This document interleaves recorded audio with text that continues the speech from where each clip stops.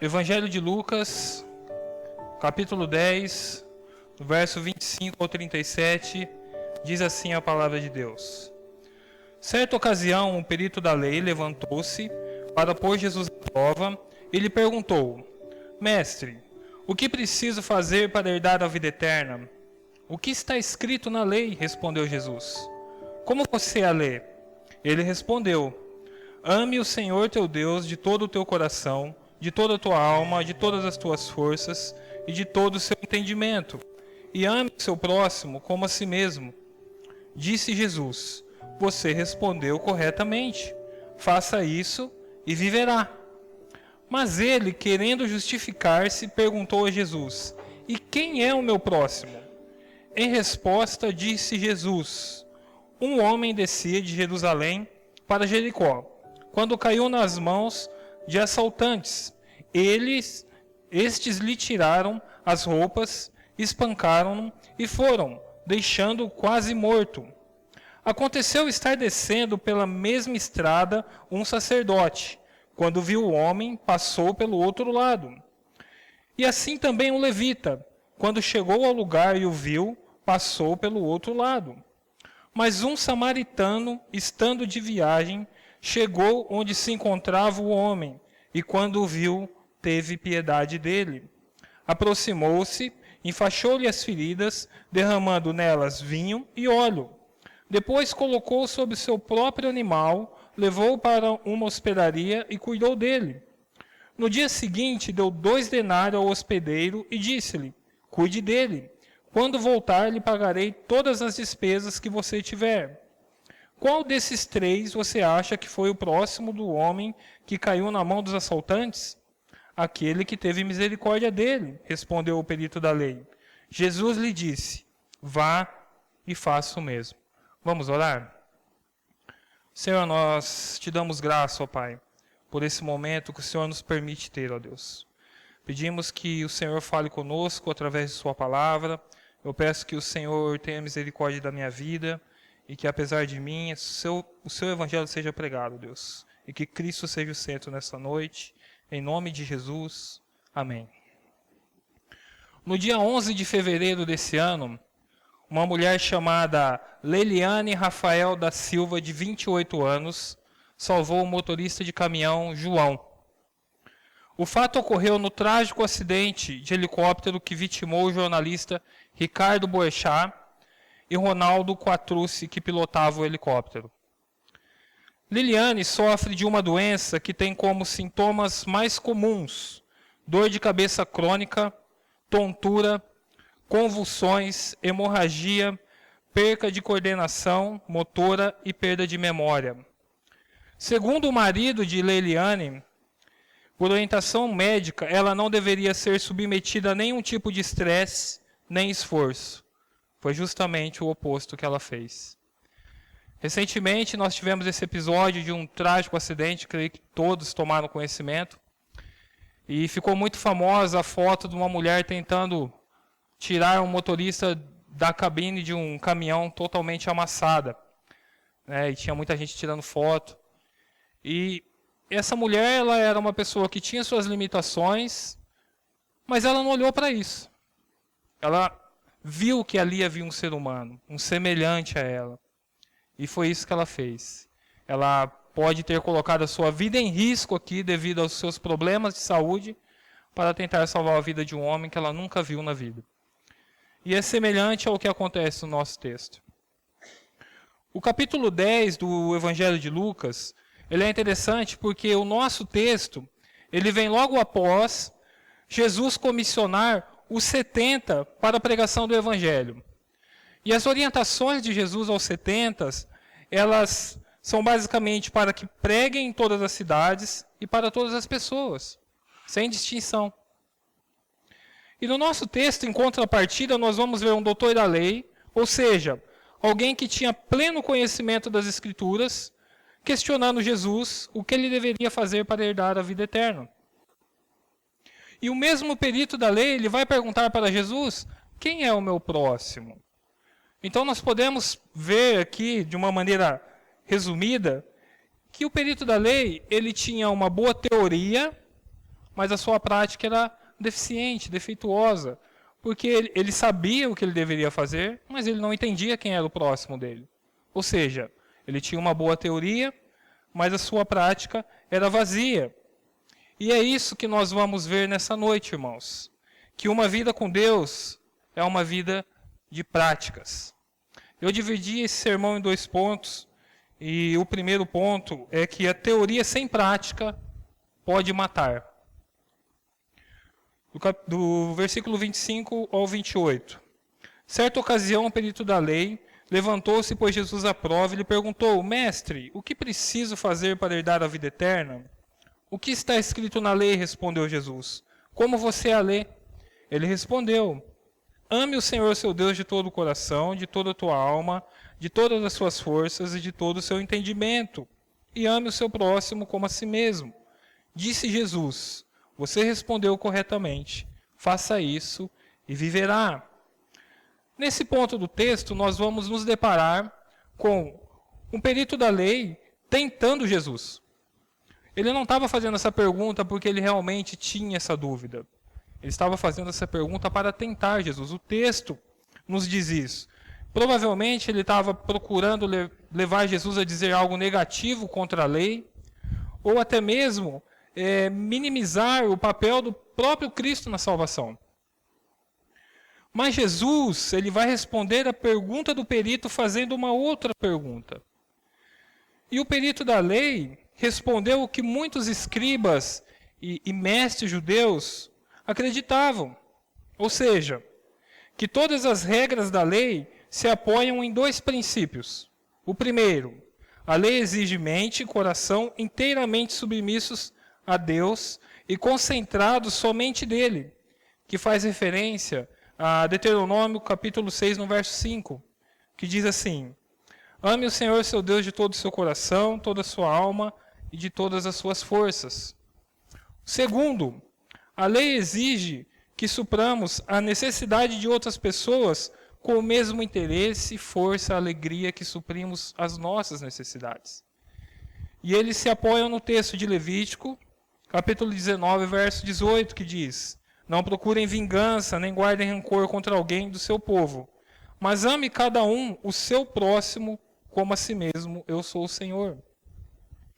Depois do perito da lei ter respondido a pergunta, Jesus lhe disse: faça isso e viverá. Esse faça isso que Jesus disse, ele aqui nós lemos como faça, mas é como se Jesus estivesse dizendo: continue fazendo isso. É isso que esse faça que Jesus está dizendo quer dizer: continue fazendo isso. Porque pelo que o perito da lei diz, nós entendemos que ele sabia o que ele tinha que fazer. Ele disse, ele respondeu corretamente. Qual foi a estratégia de Jesus para responder à pergunta desse homem? Por que ele não disse: aceite-me como seu salvador pessoal? Por que ele não disse algo nesse sentido, algo parecido com isso? Ele estava insinuando que as boas obras levam à salvação? Não. De jeito nenhum.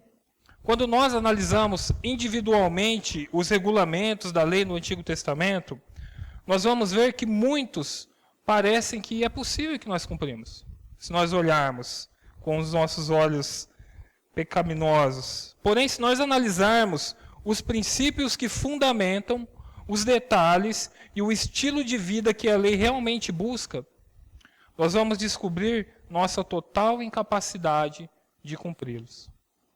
Se nós olharmos dessa forma, nós vamos ver que nós não conseguimos cumprir um sequer. Nós somos incapazes disso.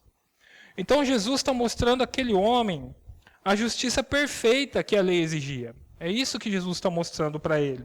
Jesus queria convencê-lo do pecado dele. Foi esse também o propósito de Jesus na conversa que ele teve com o jovem rico, que fez basicamente a mesma pergunta. E nós vamos ver duas situações, duas perguntas semelhantes, e nós vamos ver que um rejeita um princípio sobre amar a Deus e outro vai rejeitar um princípio sobre amar o próximo.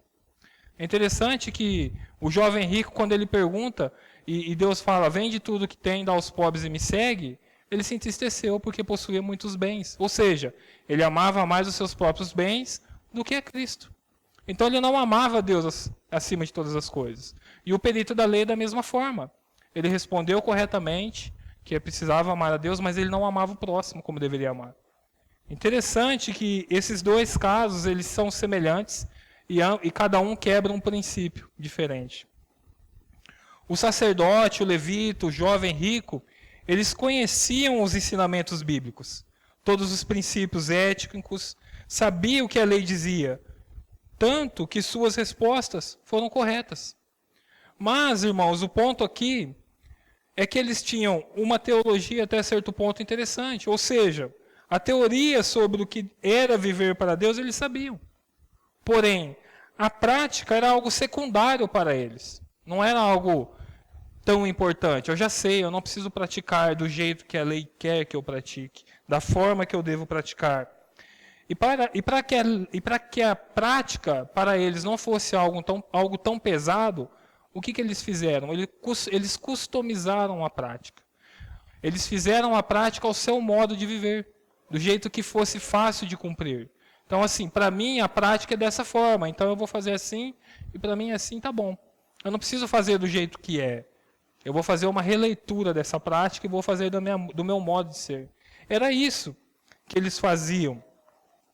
Percebe como muitos fazem boas perguntas a fim de se justificar?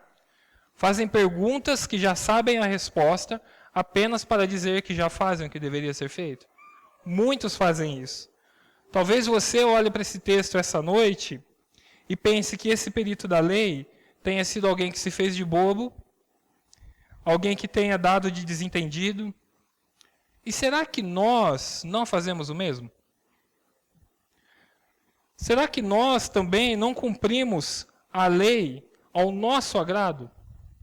Da maneira que seja adequado ao nosso modo de viver? Ter o conhecimento teórico das coisas não é garantia de nada, irmãos. Ter o conhecimento sobre tudo não garante nada. Imagine um médico que leu todos os livros de anatomia, aprendeu sobre doenças, sobre métodos, mas ele nunca sequer examinou uma pessoa. Imagine que esse médico tenha que fazer uma cirurgia sem nunca ter tido uma aula prática de anatomia. Alguém teria coragem de ser operado por um médico desse? Não. Ele pode ter uma teoria robusta, mas ele não tem uma prática adequada. Os dias que nós vivemos hoje são carregados de teorias, mas de uma prática que muitas vezes é nula. Parece que as pessoas se fazem de bobas, fazem de conta que não é com elas, ou que elas não entenderam, ou elas não dão a importância que deveriam dar para as coisas que realmente importam. Vivemos dias que todo mundo sabe tudo, que todo mundo tem opinião sobre tudo. Hoje não existe ninguém ignorante. Com essa ideia de que não existe verdade absoluta, o que eu sei é uma verdade, então eu sei sobre tudo hoje. E nós vamos ver que no mundo virtual, isso tem trazido esse efeito para os nossos dias. Quantas vezes nós vemos pessoas compartilhando imagens de pessoas que precisam de doação, ou de pessoas que estão doentes, nem conhece a pessoa, nem sabe, nem vai atrás para ver se aquilo é verdade, mas está lá engajado, compartilhando. Só que na hora que aparece uma situação real, de alguém próximo, do lado ali, alguém que eu posso ver, ajudar, as pessoas não movem uma palha. Percebe que como na teoria tudo é muito mais fácil, mas na prática isso é muito difícil? E nós também praticamos isso em coisas simples. Nós sabemos as coisas que nós não devemos fazer, as coisas que não são legais, até mesmo contra a lei, e muitas vezes nós fazemos. Compartilhamos a senha do Netflix, por exemplo. Eu tenho uma conta, eu pago a minha conta. Pago 2 pontos, eu pago. Mas eu vou compartilhar com o meu amigo, ele não precisa pagar, eu compartilho o que eu pago. Nós fazemos isso. Nós consumimos no mercado antes de pagar. Parece uma besteira, mas isso é ilegal. Às vezes a gente está no mercado, a gente ouve lá a mulherzinha falando, por favor, não consumir os alimentos antes de passar no caixa. E a gente vê o povo comendo, latinhas abertas de refrigerante, por aí vai. Percebe que nas coisas simples, nós ainda despejamos óleo na pia. Acredito que todos saibamos que uma pequena quantidade de óleo jogado sobre a água polui uma quantidade absurda de água. E a gente ainda faz isso. Nós vemos cristãos fazendo isso. Nós devemos cuidar da criação. Nós separamos o reciclável. Nós temos o hábito de separar o lixo reciclável. Ou para a gente tudo é lixo, a gente joga tudo no lugar. A gente não se preocupa com aquilo que Deus criou, nós não fazemos a nossa parte em cuidar. Parece coisa simples, irmãos, mas que nós não fazemos. Jogamos lixo na rua, lixo na calçada, lixo em terreno baldio. Percebe como nós quebramos pequenas leis porque nós achamos que elas não são tão importantes? Nós preferimos viver do nosso jeito? Todo mundo sabe que a faixa de pedestre existe para ser atravessada nela. E quem nunca aqui saiu correndo no meio dos carros? Boa parte das pessoas. No ano de 2018, parece piada, mas é verdade, uma mulher foi condenada pelo juiz a ressarcir o carro de uma mulher que atropelou ela. Porque a juíza entendeu que ela foi atropelada porque ela atravessou fora da faixa. Isso aconteceu em Santa Catarina. Olha que absurdo. Vamos piorar um pouco. Celular e trânsito. Todo mundo sabe que não pode, mas quem não usa? Andar acima do limite de velocidade. Ah, aqui é 60, eu vou andar 80. Não está tão rápido assim. A gente não respeita bebida e volante. Nós vamos ver, nós poderíamos ficar aqui horas dando exemplos de regras e coisas que nós quebramos, porque nós sabemos a teoria, mas nós não praticamos. É muito comum isso. Nós vamos ver lares vivendo, faz de conta. Muitas vezes, famílias carregadas de teorias hoje. Hoje existem vários métodos de uma família boa. Ah, faça isso com sua família e seja bom. Né? Existem inúmeras teorias, mas na prática, nós vamos ver famílias com a prática familiar cada vez mais escassa. Cada vez mais fragmentada, cada vez mais particionada. E às vezes nem existe uma prática. O diálogo entre pessoas da mesma casa, em algumas vezes, ele se dá mais pelo WhatsApp do que pessoalmente. Você já parou para pensar o quanto você fala por WhatsApp com a pessoa que mora na mesma casa que você? E às vezes vocês dois estão em casa. Você está num cômodo, a pessoa no outro. Aí, em vez de gritar, você manda uma mensagem ali. Ou, em vez de ir lá na pessoa, você manda uma mensagem. As pessoas não têm mais hábitos saudáveis, não comem mais à mesa, não perguntam mais um para o outro como que foi o dia. Não olham mais no olho e perguntam, tá tudo bem? São coisas simples, que todos nós sabemos aqui, que isso é importante em um ambiente familiar. E muitas vezes a gente não faz. A gente não pratica isso. Nós nos acomodamos em nossas práticas, em nosso modo de viver, e deixamos de praticar aquilo que realmente importa. É isso que está acontecendo. Nós vamos ver, por exemplo, maridos que pensam assim, eu sou o provedor da minha casa, isso basta. Não basta não, irmão. Tem que dar atenção para sua esposa, carinho para os seus filhos. Não é só pôr comida dentro de casa.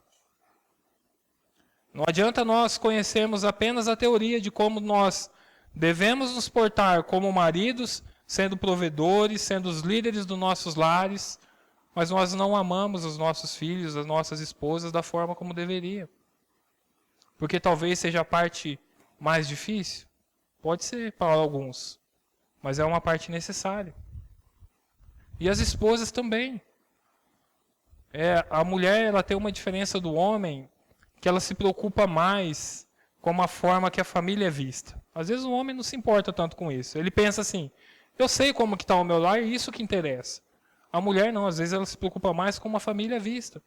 E aí nós vamos ver uma diferença, por exemplo, quando recebe visita. Trata a visita, bonitinho, pega lá aquele jogo de prato que ganhou no casamento, que só usa quando vai visita. E aí quando vai jantar com o marido, é copo de requeijão, prato trincado do lado. Percebe? Nós estamos rindo, mas nós fazemos isso. É uma verdade. Por que nós não tratamos as pessoas que passam a vida do nosso lado igual nós tratamos aquelas pessoas que nos visitam de vez em quando? Percebe? Como nós temos conhecimento amplo da teoria, mas a nossa prática ela é vazia, às vezes ela nem existe. Nós somos falhos em nossas práticas. O perito da lei ele tinha um conhecimento teórico bom, mas não tinha uma prática. Nós também. E nós vamos ver os filhos tendo um reflexo nisso tudo. Principalmente filhos cristãos. Sabem que devem respeitar, honrar os pais. E o que nós vemos hoje? Vemos filhos que só trazem preocupação para os pais. Filhos que não têm o menor respeito pela autoridade dos pais. Filhos que respeitam mais os amigos, agradam mais os amigos do que os pais. Conhecem a teoria, mas não praticam. Ou seja, são falsos no seu modo de viver. E nós, às vezes, somos também.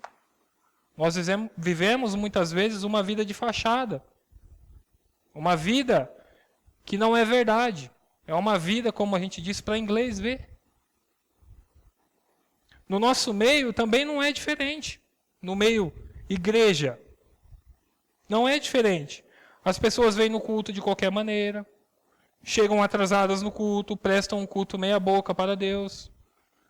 Tem uma vida de devoção de 1h30 na semana e acha que isso é suficiente.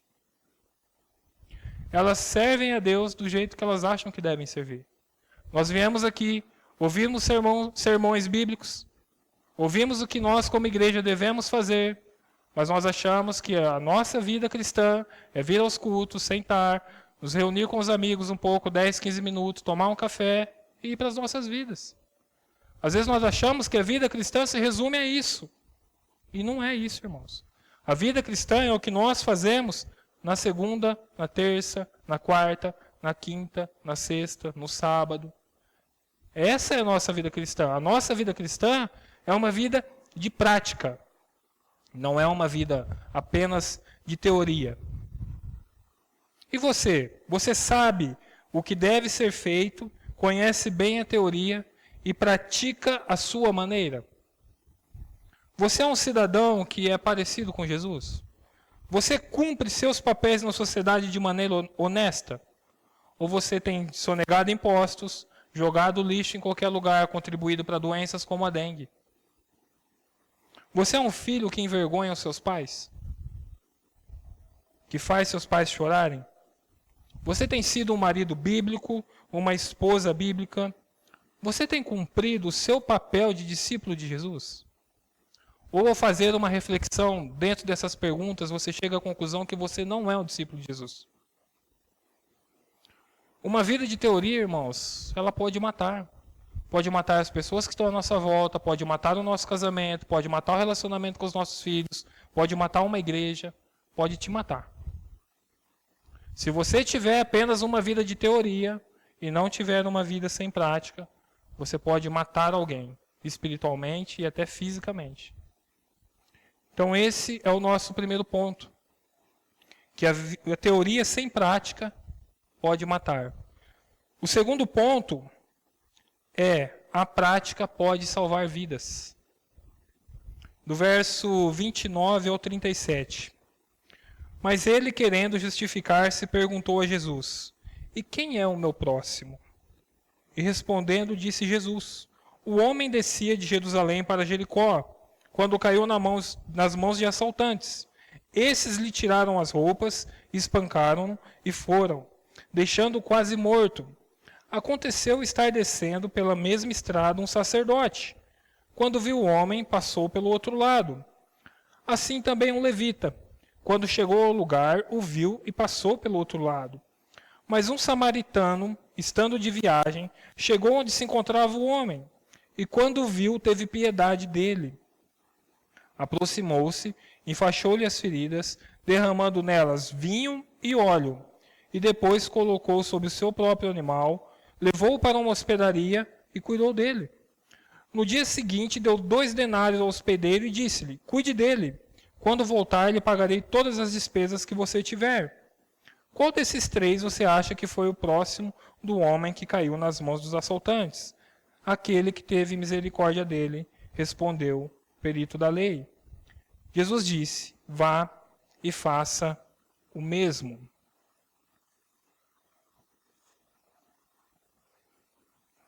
Já iniciamos a segunda parte com o perito da lei querendo se justificar. Pois ao responder a pergunta de Jesus, o próprio Cristo dizer que estava certa a resposta, que ele deveria continuar fazendo isso, que ele viveria. Ou seja, então ele entendeu de certa forma, embora ele, imagino eu que ele já sabia que ele não fazia do jeito que deveria ser feito, ele tenta se justificar perguntando quem era o próximo dele. Talvez a ideia aqui fosse estabelecer um limite, um padrão para o próximo, segmentar, visto que para o judeu o próximo era somente o judeu, primeiro os da família, depois os da comunidade e só. Era isso que os judeus entendiam por próximo. O judeu jamais imaginaria que um samaritano seria o próximo, por exemplo. Eles eram inimigos. Para a gente entender aqui, a figura do samaritano que Cristo usou foi exatamente para mostrar isso. Mas Jesus vai mostrar para esse homem que a prática não é customizada, não é do jeito que ele quer. A parábola contada por Jesus tem alguns detalhes que eu gostaria que os irmãos se atentassem. No verso 30 vai dizer que o homem descia de Jerusalém para Jericó. Embora o texto não deixe isso explícito, nós podemos traçar uma linha de que esse homem muito possivelmente era um judeu. Muito possivelmente. Visto que o templo ficava em Jerusalém e muitos moravam em Jericó. E o texto vai dizer que ele descia de Jerusalém para Jericó. O texto vai dizer ainda que pelo mesmo caminho passava um sacerdote e um levita. Ou seja, indo de Jerusalém para Jericó. Provavelmente, depois de terminar o seu trabalho no templo, eles estavam voltando para casa. Alguns pontos nos levam a crer que esse homem que foi assaltado era um judeu, pelo caminho feito, e por Jesus não ter citado a nacionalidade dele, como ele faz em seguida ao citar o samaritano. Ele não fez questão de citar a nacionalidade daquele homem, para não estabelecer uma diferença entre ele e o perito da lei. Mas com o samaritano ele fez questão de falar a diferença. Então, irmãos, nós vamos ver aqui pessoas de uma mesma nacionalidade, ou seja, alguém que o judeu considerava próximo. Talvez eles até se conhecessem de vista do templo, é possível isso. Mas, tanto o sacerdote e o levita cortaram volta desse homem. Percebem? Já nos versos seguintes, Jesus ele vai inserir o samaritano, que vinha no caminho oposto. E Jesus deixa claro que ele estava de viagem, ou seja, não morava por ali. Possivelmente, estava numa viagem a trabalho. Jesus disse que ele teve piedade do homem que foi agredido e roubado ao caminho. O samaritano ofereceu proteção física, cuidados médicos, transporte, ajuda financeira, ou seja, ele supriu todas as necessidades daquele homem que estava à beira do caminho. Essa parábola, ela foi registrada para descrever o amor cristão por nossos semelhantes. Jesus está descrevendo aqui, em momento algum ele vai dizer que o samaritano parou, olhou para ver se era um judeu ou não. Em momento algum Jesus vai dizer que ele se preocupou se os homens que tinham feito aquilo com ele estavam por ali ainda. Jesus não vai dizer, ele não se importou com nada disso, ele simplesmente parou e foi cuidar daquele homem. Nós vamos ver também que ele simplesmente não tratou as feridas daquele homem, largou ele ali e foi embora. Não, ele se envolveu com aquele homem. Ele teve um relacionamento com aquele homem. Ele fez os primeiros socorros, colocou aquele homem sobre o seu animal, ele foi a pé, levou aquele homem até um lugar, cuidou dele, pagou as despesas. Percebe a diferença disso tudo? Nós vamos ver que essa descrição realizada por esse homem é o que muitos hoje vão chamar de assistência social, trabalho social. Muitas igrejas e até irmãos praticam a assistência social. Mas geralmente, irmãos, o trabalho de assistência social, ele é visto como uma responsabilidade secundária. Ele não é visto como algo que nós, como cristãos, devemos fazer em amor ao nosso próximo, em amor ao nosso semelhante. Nós vamos fazer trabalhos sociais quando nós tivermos tempo, ou quando nós tivermos dinheiro sobrando. É aí que nós vamos fazer. É aí que nós temos feito, muitas vezes. E a parábola, no entanto, ela vai desmontar qualquer esquema de prioridades. É isso que Jesus fez aqui. Jesus usa a parábola para mostrar a essência de justiça que Deus exige em nossos relacionamentos. É isso que ele está fazendo. E essa parábola, irmãos, ela não é, em hipótese alguma, um exemplo isolado nas Escrituras. Nós vamos ver, por exemplo, em Tiago, capítulo 2, no verso 15 e 16, diz o seguinte: se um irmão ou irmã estiver necessitado de roupas e do alimento de cada dia, e um de vocês lhes disser, vá em paz, aqueça-se, alimenta-se, até satisfazer-se, porém, lhe der nada, de que isso adianta? De que adianta isso? Em 1 João, capítulo 3, verso 17 e 18, se alguém tiver recursos materiais e vendo seu irmão em necessidade, não se compadecer dele, como pode permanecer nele o amor de Deus? Filhinhos, não amemos de boca, mas de ação e em verdade. Nós, cristãos, somos exortados a atender às necessidades físicas e até econômicas dos nossos irmãos. Não é uma opção, não é opcional. E nós vamos ver, irmãos, que a misericórdia não é novidade nas Escrituras. Quando Deus entregou a lei a Moisés, ele estava constituindo uma comunidade de fé em que a justiça social ela era tão obrigatória quanto a justiça pessoal e os padrões morais. Os israelitas, por exemplo, eles eram proibidos de colher toda a sua plantação de seus campos, para que o pobre pudesse também usufruir de alguma forma do que era produzido. Olha o que diz em Êxodo, capítulo 23, no verso 10 ao 11. Plantem e colham em sua terra durante 6 anos, mas no 7º deixem-na descansar sem cultivá-la. Assim os pobres do povo poderão comer o que crescer por si, e o que restar ficará para os animais do campo. Façam o mesmo com suas vinhas e com seus olivais. O próprio Jesus, respondendo à dúvida de João Batista quanto ele a ser o Messias ou não, ele escolheu o texto de Isaías 61, que vai enfatizar o cuidado com as minorias, com os mais necessitados, com os rejeitados de alguma forma. Olha o que diz em Mateus 11, verso 4 e 5. Jesus respondeu, voltem e anunciem a João o que vocês estão ouvindo e vendo. Os cegos veem, os mancos andam, os leprosos são purificados, os surdos ouvem, os mortos são ressuscitados e as boas novas são pregadas aos pobres. O sacerdote e o levita, eles conheciam bem os ensinamentos bíblicos, todos os princípios éticos. Eles tinham as afinidades étnicas com o homem que estava caído na estrada, mas isso não bastava. O samaritano não tinha nada disso, mas ele teve compaixão e isso bastou. Ele teve um relacionamento com o necessitado. O que se esperava que um samaritano fizesse com um judeu quase morto ao meio do caminho? Era que ele terminasse de matar. Era isso que se esperava que um samaritano fizesse com um judeu naquela situação. Ou então que ele deixasse morrer ali. Se ele fosse bonzinho ainda, ele não terminava de matar, mas deixava ele morrer sozinho. Era isso que se esperava. Era a indiferença. Mas essa indiferença não veio de um samaritano. Veio de homens que se diziam homens de Deus. Pessoas que tinham vínculo ético, social e religioso com o homem que estava naquela situação à beira do caminho.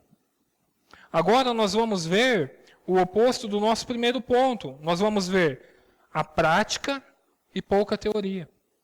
É isso que nós vamos ver.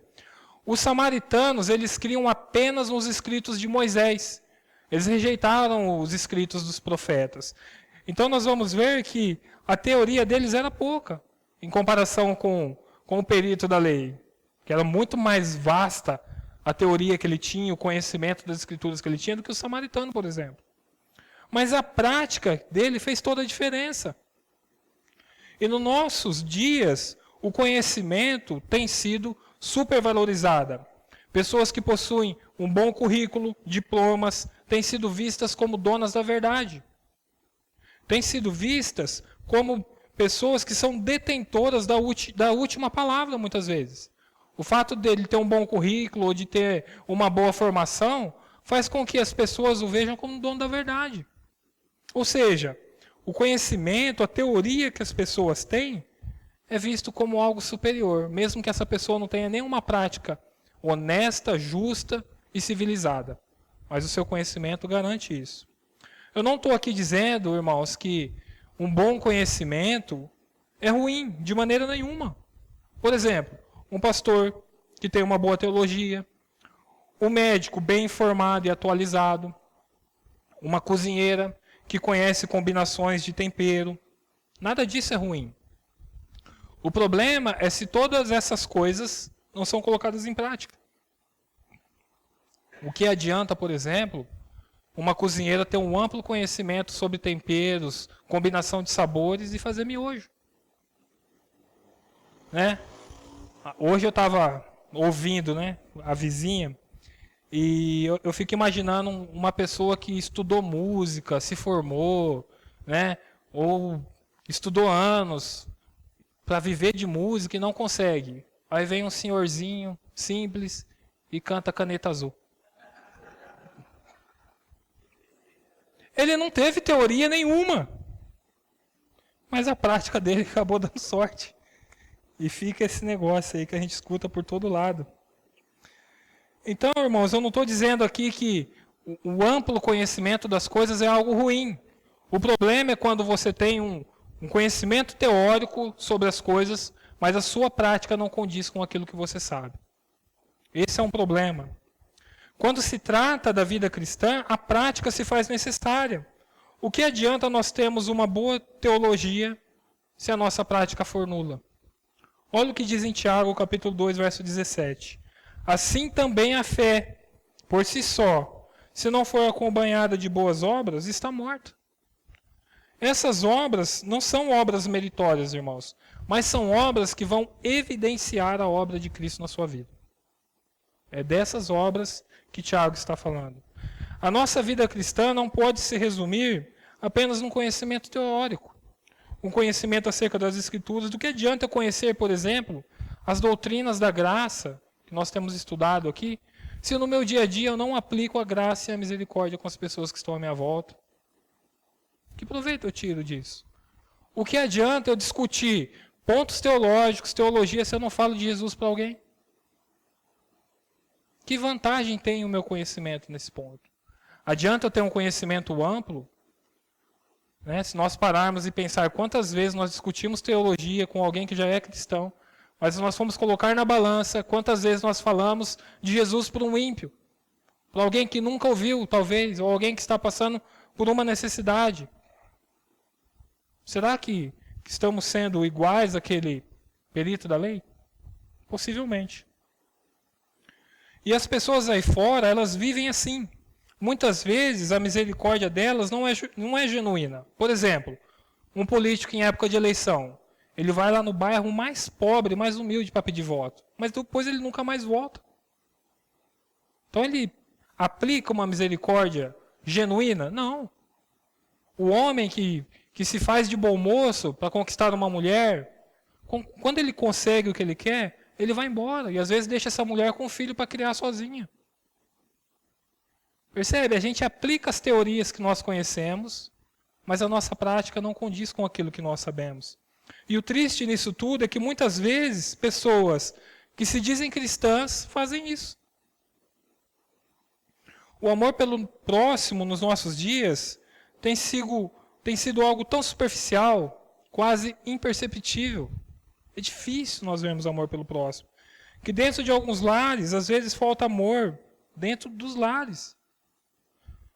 Aquela coisa de se colocar no lugar do outro, de entender as necessidades do outro, a dor do outro, de procurar saber o que está acontecendo com o outro. Quais são os anseios da pessoa que dorme do nosso lado, às vezes, nós nos preocupamos. Isso daí, irmãos, reflete que a nossa prática no sentido de amor, de relacionamento, de convívio, não está acontecendo. É muito vago. Pessoas que moram no mesmo teto não se relacionam como semelhantes, às vezes. Pessoas que mal se falam, às vezes, dentro de uma casa. E isso vai refletir na educação dos filhos. Muitas vezes, nós vamos ver pais delegando a educação dos filhos à escola. Educar é diferente de ensinar a ler e escrever. Nós precisamos entender isso. Educação, bons costumes, civilidade e moral se aprende em casa. Não é a escola que tem que dar isso. Quando não, os pais enchem os filhos de atividades. Karatê, inglês, espanhol, informática, tudo. Quanto menos tempo o filho ficar com o pai, melhor. E a hora que o filho está em casa, dá um joguinho para a criança brincar. Pais, brinquem com seus filhos. Disponham de alguns minutos daquilo que você acha que é um conforto para você, para ter uma relação com seu filho. Procure entender quais são as necessidades do seu filho. Às vezes a gente acha que adolescente, criança, não tem problema, não tem dúvidas, não tem necessidades. Às vezes a gente acha que adolescente, criança, só tem que estudar, e não é só isso. Você já sentou com seu filho e perguntou algumas dúvidas que eles têm, os problemas que eles têm? Você sabe os assuntos que eles falam com os colegas de sala? Você sabe o que o seu filho aprende na escola ou não sabe? Isso não é função sua? Ou é função da escola, do Estado? Ou da sociedade? De quem você achar melhor? E isso tudo tem refletido de maneira muito negativa. Muitas vezes, irmãos, nós temos deixado os nossos filhos pelo caminho. Temos cortado volta. Nossas esposas, os maridos. Nós estamos fazendo como o sacerdote e o levita fizeram. Nós não estamos nos importando. Nós estamos cortando volta, os deixando pelo caminho. As coisas que eu estou falando aqui, irmãos, como aplicação para nós não podemos esquecer que tudo isso passa pelo anúncio do Evangelho, pelo anúncio da palavra de Deus. E isso também, às vezes, é delegado ao pastor, ou ao irmão que dá aula na EBD, ou ao irmão que dá aula para as crianças. Isso não reflete nos nossos lares. Então, irmãos, nós precisamos entender que amar o próximo é muito mais prática do que teoria. É muito bonito nós falarmos, é tão bonito amar o próximo. Tá bom, mas vai lá, pratique esse amor ao próximo. E aí eu pergunto para vocês nessa noite, para quantas pessoas você pregou o Evangelho esse ano? Porque amar o próximo passa por querer aquilo que eu tenho para mim e para o outro. Eu quero que uma pessoa tenha o encontro com Cristo que eu tive, a não ser que eu nunca tenha tido um encontro com Cristo. Eu quero que essa pessoa seja liberta como eu fui liberto um dia. Quantas vezes nós pregamos o Evangelho esse ano? Quantas vezes esse ano você se envolveu em alguma atividade que refletisse o amor ao próximo?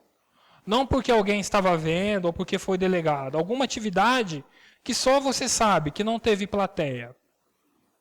Quantas vezes você se envolveu em uma atividade dessa? Nesse ano. Quantas vezes você leu a Bíblia com a sua esposa esse ano? Com seu marido, com seus filhos? Quantas vezes você foi piedoso a ponto de cuidar de alguém esse ano? De abraçar alguém, de ouvir alguém? De suprir alguma necessidade, de estar com alguém em um momento de luto. Quantas vezes você fez isso esse ano? Quantas vezes você se permitiu ter o diálogo com uma pessoa em situação de rua? Às vezes você está num ponto de ônibus ou numa calçada e você corta a volta. Ou teu diálogo, né? Estava na moda a palavra ranço, e você vê crente falando, eu tenho um ranço de tal pessoa. É inconcebível isso. Quantas vezes você teve alguns minutos de conversa com alguém que você tem alguma divergência, por amor? Quantas vezes você não expôs o seu conhecimento teológico, político, social, por causa de amor de alguém que tem menos conhecimento que você? Quantas vezes nós fizemos isso?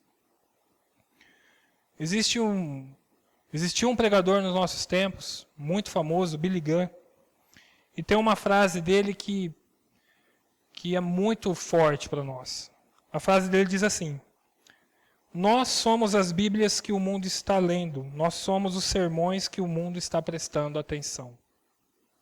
Que tipo de sermão você tem sido? Bíblico? Egocêntrico? Ou um sermão individualista? Agora eu faço outra pergunta para você, meus irmãos. Quantas pessoas você deixou pelo caminho esse ano? Ou melhor, quem você tem deixado pelo caminho? Sua esposa, seus filhos, seu marido, seus irmãos de comunidade, seus vizinhos, seus colegas de faculdade, seus colegas de escola? Quantas pessoas você cortou caminho essa semana? Cortou volta? A prática da vida cristã, irmãos, é muito mais do que isso que nós estamos vivendo aqui nesse momento, o culto de domingo. A prática da vida cristã é muito mais do que um conhecimento teológico. A prática da vida cristã é amar o próximo, servir ao próximo. Nós precisamos nos lembrar que amar o próximo é um dos pilares da vida cristã. O outro é amar a Deus acima de todas as coisas. Eles não se diferem, os dois estão juntos ali. Quantas pessoas você alimentou, matou a sede, às vezes na rua? Você está ali no seu portão e alguém te pediu água, ou às vezes você viu um mendigo vindo, você estava lavando a calçada, você entrou. Talvez aquela pessoa estivesse com sede. Quantas vezes nós negamos auxílio ao necessitado? Quantas vezes nós fazemos isso? Tem um texto em Mateus 25, 32, 33, depois 41 e 43. Todas as nações serão reunidas diante dele, e ele separará umas das outras como o pastor separa as ovelhas dos bodes. E colocará as ovelhas à direita e os bodes à sua esquerda. Verso 41. Então ele dirá aos que estiverem à sua esquerda: malditos, apartem-se de mim para o fogo eterno, preparado para o diabo e seus anjos. Pois tive fome, e vocês não me deram de comer. Tive sede, e nada me deram para beber. Fui estrangeiro, e vocês não me acolheram. Necessitei de roupas, e vocês não me vestiram. Estive enfermo e preso, e vocês não me visitaram. Nesse texto de Mateus, irmãos, fica evidente que o amor pelo próximo é uma evidência dos salvos. Claro. O texto está dizendo isso. E nós vamos ver que Jesus diz isso com toda a propriedade, pois tudo que ele espera de nós, ele mesmo já fez por nós. No Éden, talvez nós tenhamos tido o primeiro exemplo de uma ação social em favor do necessitado. Quando Deus mata um animal inocente e cobre a nudez de Adão e Eva. Deus já apontava para aquele que supriria todas as nossas necessidades, a nossa fome, a nossa sede, a nossa doença, apontava para o Filho, apontava para Jesus. Nós estávamos famintos, irmãos, famintos. Mas ele se apresentou para nós como o pão da vida. E ele disse que nós jamais teríamos fome, jamais teríamos sede. Nós estávamos todos, sem exceção, doentes, mas ele levou sobre si todas as nossas dores. Nós estávamos presos pelo pecado, mas ele se apresentou a nós como a verdade que nos libertou. Em outras palavras, irmãos, amar o próximo, além de atender às suas necessidades físicas, necessidades financeiras, amar o próximo é apresentar a Cristo. É só Ele que pode saciar toda fome, saciar toda sede, libertar, curar. Aquilo que Ele cita lá em Mateus, quando nós lemos, nós podemos entender que são coisas materiais, necessidades humanas, físicas e urgentes, mas nós podemos entender também negligência em anunciar aquele que supre todas essas necessidades. Hoje nós estamos reunidos aqui e participaremos do pão e do vinho, que lembra exatamente o corpo de Cristo, o sangue de Cristo. Nós vamos nos alimentar, de certa forma, de maneira figurada, porque nós não cremos que o pão se transforma no corpo de Cristo e que o suco de uva também não se transforma no sangue. Mas nós cremos que Ele nos alimentou, que Ele saciou as nossas necessidades e por isso nós estamos aqui essa noite. Então, de repente, irmãos, você que está aqui nessa noite e se vê à beira do caminho, como aquele homem, nu, desamparado, e as pessoas que você esperou que tivessem misericórdia e auxiliassem você, cortaram volta de você. Saiba que nessa noite, aquele que supre todas as nossas necessidades, todas, sem exceção, está aqui nessa noite. Então você, irmãos, que de repente possa estar se sentindo dessa forma, olhe para Cristo. É só Ele que você vai encontrar as necessidades, o suprimento das suas necessidades. E se você, irmão, também se viu como o sacerdote e o levita, se viu cheio de teoria, mas de pouca prática, peça misericórdia para Deus nessa noite. Ao sair dessa porta, ao ir para a sua vida na segunda-feira, faz com que a sua vida de devoção não seja apenas 1h30 de culto, seja uma vida constante. Amém? Vamos orar?